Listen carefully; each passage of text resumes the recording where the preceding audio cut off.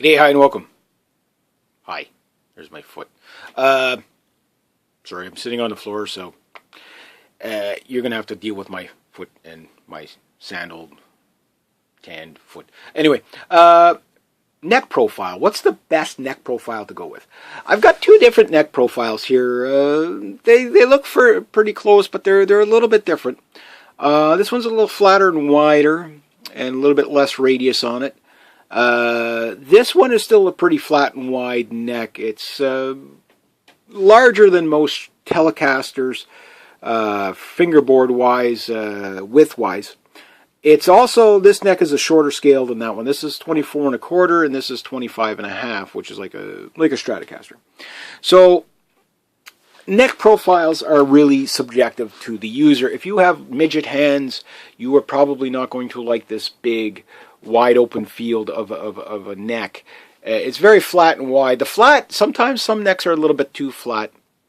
Ibanez and Jackson seem to have this competition of see who can make a neck so thin before it snaps. But most modern guitars are built with the shredder in mind, the guy who wants to play, speed metal or Yngwie Malmsteen type of shredding, or those type of, or Paul Gilbert stuff. So almost all the Ibanez Wizard necks are very similar to this Jackson here.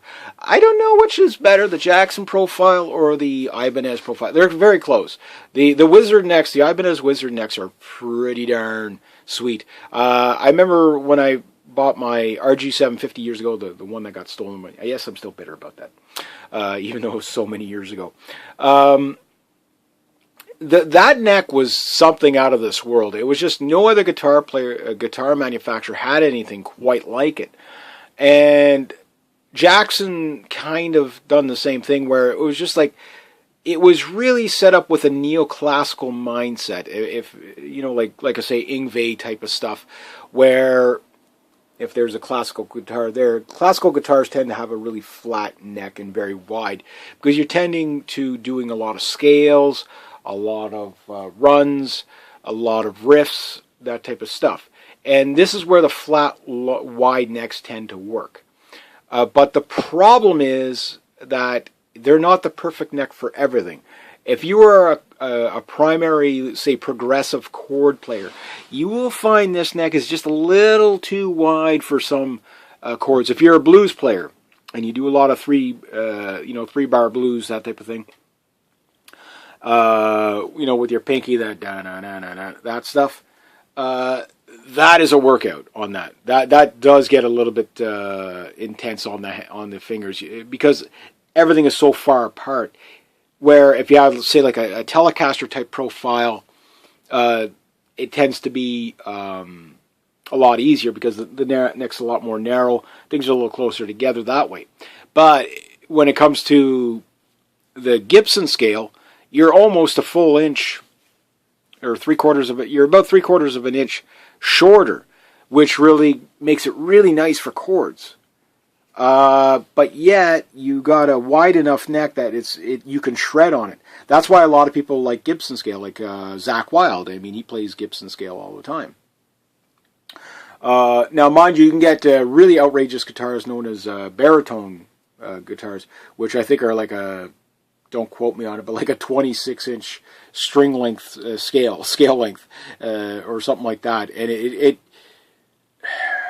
tuning up to A440s, like, yeah, it's like it feels like you're almost an octave down on it. But, that's meant for like guys that just are doing riffs predominantly. So these guitars are great for shredding. You can do chords. I'm not saying you can't do chords with them. Your CDG stuff, no problem. Your open A, your open E, no problem. But if you're going to play, like, say, Andy Summers from The Police, you're probably not going to like that neck. Because you're going to be doing these real spread out, suspended chords that are going to require, a lot of stretch on your hands, which will make you play a little bit sloppy because of the scale being wider, and because of the everything being so spread out. But when it comes to shredding, yeah, or just regular power rock, I mean, these necks are pretty good compromise. Yeah, you could play a little bit clean and stuff like that, no problem. You got all the room in the world, but sometimes, I mean, these things are, every fret's like its own ball field on this thing. It's just, you got all the room in the world. But a neck profile that you like, whether you like a thin neck or a more knobby neck, this has a slightly more knobby neck, but my SG61 reissue, although the exact same scale and the same fretboard dimensions, that neck to me is like the perfect neck, where it's flat and wide enough that you could shred on it. It's flat enough that you could really stretch out on it, and with the tighter Gibson scale, it seems like such a great balance between lead playing and rhythm playing. So you want to play chicken picking country stuff. The guitar is not as twangy because of the shorter scale, but you can do it. Yeah, if you want to play blues, you can play blues. You want to play classical, you can play classical. You want to play neoclassical metal, you can do it. That's why I really love the Gibson scale and profile. Drawbacks, if you want a little bit more of a twangy on a clean sound, that's where your Telecasters and Stratocasters tend to, they're great for clean playing. But I always likened the Gibson SGs, cross between a Les Paul and a Telecaster. If a Les Paul and a Telecaster had a kid, it would be an SG. Where the SG is always going to be more ballsier playing than your Telecaster, but not as melodic. The Telecaster is always going to be way more melodic than the Les Paul, but this is the compromise in between. And the playability is just right perfect. Where, again, if you want to play, progressive jazz chords, no problem. You can get away with it. If you want to shred like Yngwie Malmsteen, you can get away with it. That's one of the beauties of that neck. But the compromise is the shorter scale makes the guitar a little bit tighter sounding. For big, what they call the Gibson growl, the big wow, whatever. So when you want something really chicken picking twangy sound, you can't quite get that twangy sound you can get. Even this will do a more closer to a Stratocaster kind of twang sound because of that extra scale length. So it's one of those things when you're picking a neck profile, and scale goes along with the neck profile. The scale length will change the sound of your guitar more than what you would imagine. Scale length of the guitar neck is pretty much the base where the guitar's sound quality is going to come in. One thing, so if you want a more twangier sound, go with the longer scale neck, and then whatever profile you like, whatever your hands will fit. I tend to have big monkey hands, so I'm okay with these big flat wide necks. But if you like a lot of easy harmonics, short scale. If you like really easy, think like Zakk Wylde vibrato type of thing. That short scale really is, it's a really tight sound. So that's why I love the Gibson scale so much. But almost every harmonic, you can be a little bit out on the harmonics and you still get a harmonic. But with the longer scale necks, I find if you're slightly off the harmonic, you're way off. It's either you hit it or you don't. It's a little less forgiving that way. So pick a bunch of guitars up, see what you like, see what you don't like. Some people like broom handles, some people like baseball bats, some people like flat planks like that.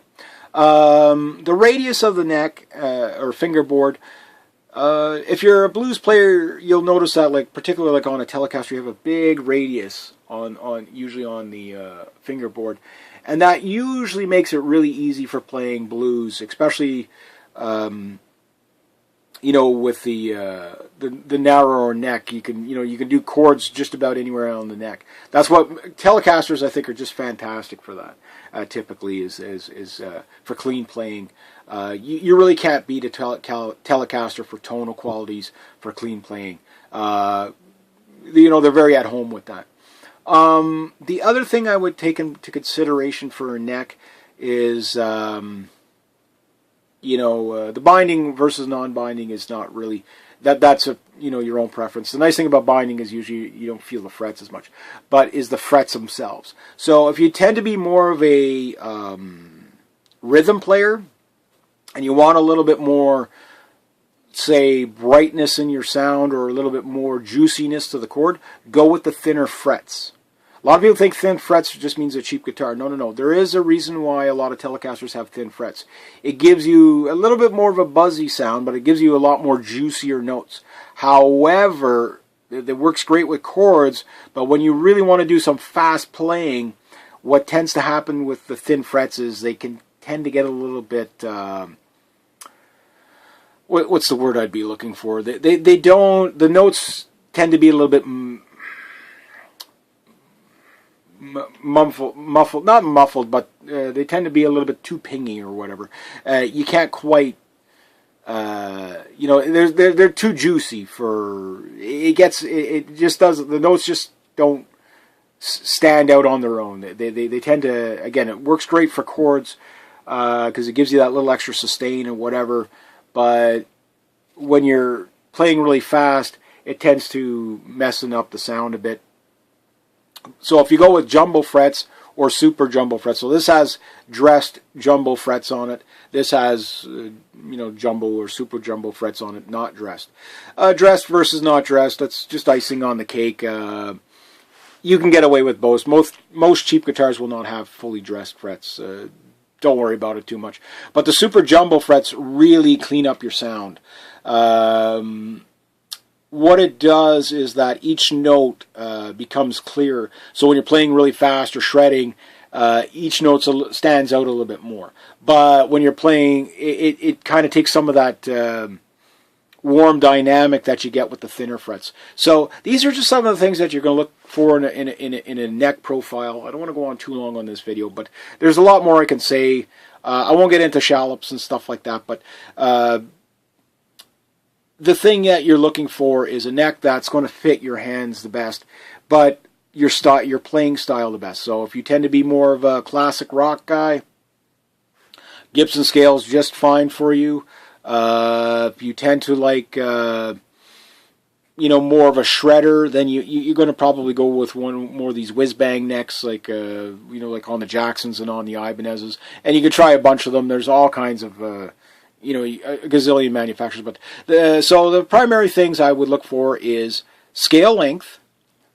A lot of people are typically going to like the Gibson scale to play a lot. It's easier to play because it's a little closer together. But then your neck profile with that scale length. So if you had, like, say, a Telecaster or like a Rickenbacker, there we go. A Rickenbacker is meant for people with midget hands. Best guitar ever to play chords on. You name the guitar, you could have your finger on the 3rd fret and almost up to the 7th fret in a suspended chord on a Rickenbacker without breaking a sweat. But the neck is so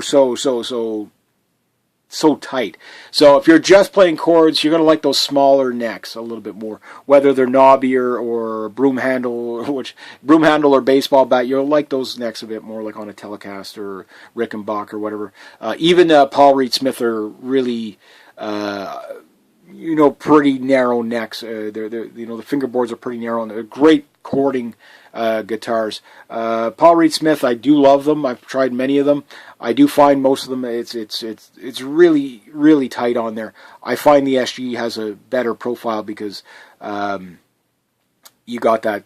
Although it's usually Paul Reed Smith has a longer scale length of 25, but it's like they're very similar to a Telecaster where it's a lot more tighter. So better for chords. But when you want to shred, the SG is the compromise guitar that it just seems to master it all perfectly, where you can do all these suspended chords you want, 3-bar blues without getting tired.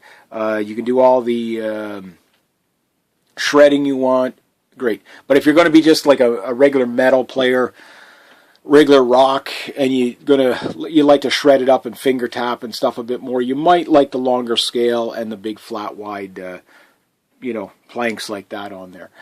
So that, and then if you want a cleaner sound, go with the jumbo frets. If you want a little bit more of a juicy sound, playing like stay straight through the amp and maybe clean whatever, or more of a twangy sound, you can go with the thinner frets. So that should help you kind of narrow it down, because a lot of people will just pick up a guitar and do I like it, do I not? But it'll save you a lot of time trying to find, maybe not your first guitar, but your next guitar, where it's like, okay, now you're after something specific. You know, now you're going to understand why you're going to have more than one guitar, because they don't all do the same thing. They all do the same thing, but they do it slightly differently. And I've taken a liking to the Gibson scale. I've taken a liking to the that kind of neck profile. I just love the SG neck profiles, which many of the Les Pauls have, but not all the Les Pauls have the same neck profile as that, although most of them do. And again, most of the Jacksons have the same neck on it, but some of the, for example, the 22 fret Jacksons tend to have a narrower nut, which I actually kind of like a bit more for chords. But if you're shredding, it's still fine. But some guys, they think, you know, flatter, wider is always the best. Not always. It really does depend what you're doing. So you'll find you tend to play more riffs on this. You tend to play more chords on that. So, but yet you can shred equally on both of them.